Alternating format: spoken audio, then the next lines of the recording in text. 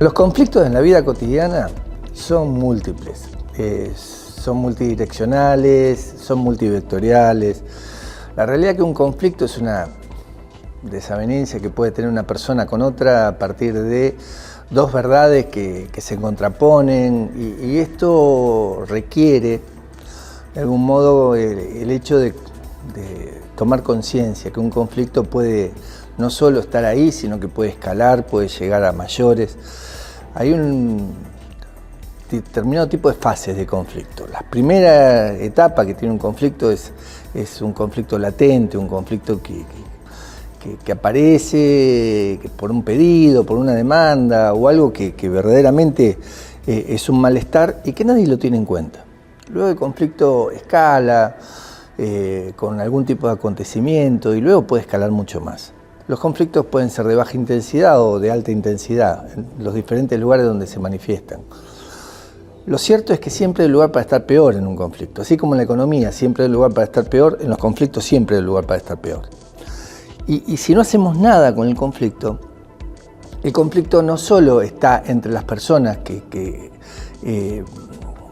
entienden que hay contraposición de intereses o verdades contrapuestas, sino que se expande a todo lo que es el sistema. Y el sistema hay que ver si está capacitado para asimilar determinado tipo de conflictos, porque yo siempre digo que tenemos instituciones que fueron concebidas en el siglo XIX y una sociedad del siglo XXI. Esto no pasa en la universidad es más del siglo XX, pero lo que es cierto es que la sociedad del siglo XXI tiene mecha corta, tiene reacciones distintas a lo que podíamos llegar a ver en lo que era la lógica del respeto institucional, la lógica de cuidado que hay una autoridad. Hay otro tipo de relación hoy en día entre el vínculo que existe entre la sociedad con las instituciones y en el vínculo que existe interpersonal también. Entonces, esto de lo que antes era el respeto y hoy no lo es, esto de lo que implica dinámicas que son propias del patriarcado, dinámicas que son propias de lógicas en las cuales acá mando yo, bueno, cambió. Y como cambió el mundo, como cambió la sociedad, cambió el sistema de información, porque hubo cambios económicos, sociales, culturales, políticos, pero también tecnológicos. Como cambió la sociedad, también los dispositivos que están predispuestos para que la sociedad tenga un lugar como espacio referencial, identitario, de aprendizaje, bueno, esos dispositivos han tenido que mutar sus formas de relacionarse con esa sociedad. Y la verdad es que ese lugar de cambio todavía no ha sido asimilado institucionalmente. Cuando digo esto, digo que en esa fase del conflicto, si un conflicto escala y corroe a todo el sistema, y el sistema no tiene los resortes necesarios como para poder asimilarlo, canalizarlo, darle un lugar al conflicto y que se pueda tratar desde el punto de vista dialógico también el conflicto, bueno, difícilmente el conflicto puede desescalar sin violencia. Porque hay violencias institucionales, porque hay reacciones inusitadas a la violencia institucional o inesperadas a la violencia institucional y eso requiere de nuevas prácticas, requiere de ámbitos que predispongan el diálogo, salir de la lógica del sumario que es punitivista esa lógica y pasar a una lógica más dialógica, valga lo cacofónico.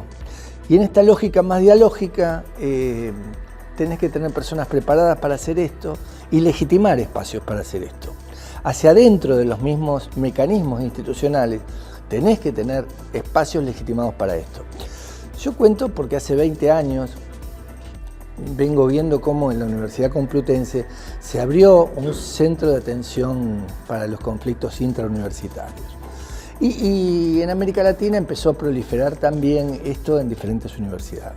En Loncuyo, por ejemplo, se trabaja con toda la universidad involucrada en los temas de conflictos. Hay un área específica, muy parecido a lo que está en la Complutense. y lo estamos trasladando a diferentes universidades, estamos conversando estos temas dentro de las universidades para ver qué implican los conflictos en la universidad, qué denotan esos conflictos y cómo se tratan esos conflictos. Ese tipo de conflictos que se dan en la vida universitaria, intrauniversitaria, que no es otra cosa que la realidad misma de la sociedad, que proviene de la afuera hacia adentro y que el adentro no es una burbuja, no siempre se asimilan bien esos conflictos porque hay inercias propias de algunos establecimientos educativos, terciarios, universitarios, incluso secundarios y primarios, que esconden los conflictos abajo del fondo. Y que le es útil, porque el tiempo teóricamente viene y acomoda el conflicto. Ahora, no todos los conflictos te los acomoda el tiempo. Y la sociedad de hoy no es la sociedad de antes. Los tiempos no son los tiempos de antes, que un conflicto escala y se sostiene en el tiempo con una baja intensidad. Hoy los conflictos escalan y la gente tiene otro tipo de relación con el conflicto y depende mucho de cómo lo atraviesa cada quien el conflicto y cómo sea la personalidad de cada quien, porque los conflictos obedecen a razones culturales, a razones personales y a razones contextuales. Entonces, quien tiene un conflicto en la universidad sabe que lo están mirando la comunidad entera. No es un conflicto solamente mío con alguien determinado, sino sabe que hay otros que te están mirando. Entonces vos reaccionás en función de ese espejo. Y eso va a tener que ver con la cultura y la personalidad de cada quien. Y nadie sabe cómo reacciona cada quien frente a un conflicto. Yo decía al comienzo de nuestra conversación que la gente tiene mecha corta. Y la verdad es que eso es lo que estamos viendo hoy. Que hoy cualquier cosa crispa. Y esas crispaciones sociales que hay en el afuera también se llevan en la práctica en el adentro. Entonces, ¿cuán capaz está el adentro como para receptar, asimilar, canalizar con los tiempos necesarios que tiene un conflicto? Porque vos tenés que generar confianza. Hay como una ecuación de diálogo, proceso, confianza, pero toda esa ecuación es sobre tiempo. Y si vos no le pones el tiempo necesario para atender el conflicto, en el lugar seguro, en un lugar donde haya confidencialidad para el tratamiento, no estén todos observando cómo se está tratando el conflicto, con un enfoque dialógico que pueda llevarse de modo muy serio esto. Bueno, yo creo que se opta por otro tipo de prácticas. Antes comentaba que ese tipo de prácticas generalmente pueden ser los sumarios, ¿no? Vamos a hacer un sumario fulano, abrimos un sumario, y porque hay como una lógica administrativista de visualizar el conflicto.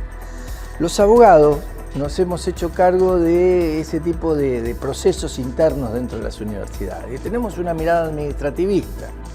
Si no salimos de la mirada administrativista y pasamos a una mirada de diálogo, que es otro tipo de proceso, porque el diálogo trabajas con la verdad material, no con la verdad formal. En la otra tenés que probar, en la otra tenés en la verdad formal, ¿no? Tenés que probar, tenés que demostrar que una cosa pasó a la otra, y es como un juicio interno, administrativo. En cambio, lo dialógico no, lo dialógico es más comprender. Por eso yo hablo siempre de tender puentes de integración y túneles de comprensión. O sea, hay que comprender al otro, a la otra persona, hay que ver qué es lo que siente, qué es lo que le pasa, qué es lo que piensa. Y para eso tengo que relacionarme. Volver al diálogo en este tipo de instituciones es necesario. Y es necesario porque hay un reenfoque de lo que puede llegar a ser los grados de escalada del conflicto. Y hasta dónde se hace justicia, en definitiva, con lo que es tradicionalmente el modo de atender el conflicto. Hay centros de mediación en algunas universidades que tenés personas preparadas, que le llegan los conflictos y que te trabajan el conflicto y que no llega nunca a mayores el conflicto. ¿Pero por qué? Y porque se trabajó bien. Entonces, cuando yo decía el conflicto escala, bueno, también el conflicto desescala en algún momento, y si lo trabajás bien, desescala sin violencia. Ahora, cuidado, Y esto va a ser parte de lo que seguramente vamos a conversar. Cuidado, porque un conflicto puede desescalar sin violencia, pero no trabajaste las causas raigales del conflicto. Trabajaste solo la cuestión que se dio allí en el conflicto. Y si vos no le das el tiempo necesario para trabajar la raíz verdadera del conflicto, que hay problemas culturales, de identidad, de ego, todo eso que está ahí abajo, y verdaderamente el conflicto va a esperar para poder resurgir de vuelta. Entonces, por eso hablo de los espacios dialógicos. En los sumarios, generalmente no se puede hablar de la causa raíz del conflicto. No hay manera. Entonces vos decís, bueno, el conflicto lo resolvemos de este modo, y esto es la salida del conflicto, esta es la sanción o lo que fuera. Y decís, bueno, pero las causas no se tocaron nunca. En cambio, en el diálogo sí tocas las causas. Si te das tiempo, te metes a bucear sobre las causas, donde hay cuestiones estructurantes y estructurales de la vida de los conflictos. Entonces, eso me parece que le da mucho más, acerca mucho más a lo que es ese vínculo entre la institución y las personas que hace falta para poder comprender que hoy en día la sociedad requiere de espacios de escucha, que hoy en día la sociedad requiere de ser conscientes que lo que uno dice, otro lo tiene en cuenta. Y esto generalmente en sumario no pasa. Por más que uno tenga derecho a ser oído, por más que también se trate de cuestiones donde algunos se sienten víctimas y la víctima tiene que tener un lugar, la víctima no siempre tiene un lugar dentro de lo que es un sumario como debería tener, y el derecho a ser oído muchas veces queda de lado.